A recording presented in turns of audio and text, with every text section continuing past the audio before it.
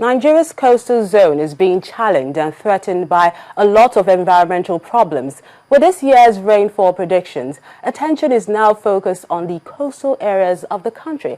And according to the Lagos state government, Nigeria requires not less than 4.3 trillion naira to tackle the effects of coastal erosion and ocean surge across the shorelines in 9 states of the Federation.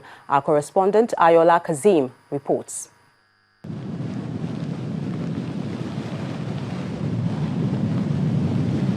The Atlantic coast of West African countries has been exposed to erosion for a number of years.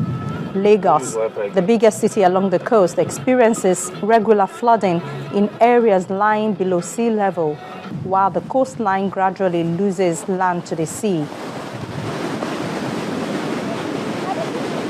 The fishing communities and residents of the new urban settlements along the city coastline have lost their homes and sometimes a source of livelihood.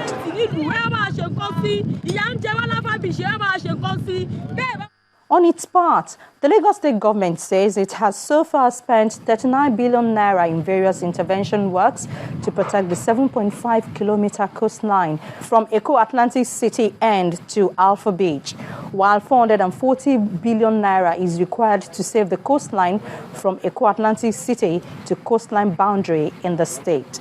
The end of the city, because what that city has done, what Eko Atlantic City has done is to protect Victoria Islands as well.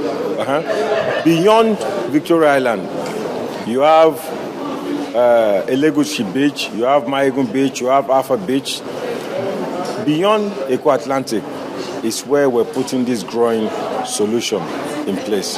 And that is what is working for us right now in the state. But many are questioning the integrity of the state's Eko Atlantic City project. What they have done now has not done anything about the speed of the waves.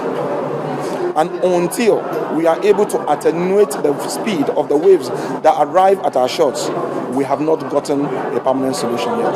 The model, the international criteria for a test is that the model must withstand a wave considered to be representing the most severe storm predictable in 100 years. We actually asked them to increase the test to see what would actually destroy our wall. They went up to a 1,000-year criteria. The wall still remained intact. Considering the magnitude of the problem, questions have been raised about the action, or what some have termed the inaction of the federal government in solving the coastal erosion problems. The first thing that we need to do is for federal government to realize that all the littoral states, meaning the states that are bordering the Atlantic, they cannot resolve the issue of coastal erosion alone. Federal government needs to know that.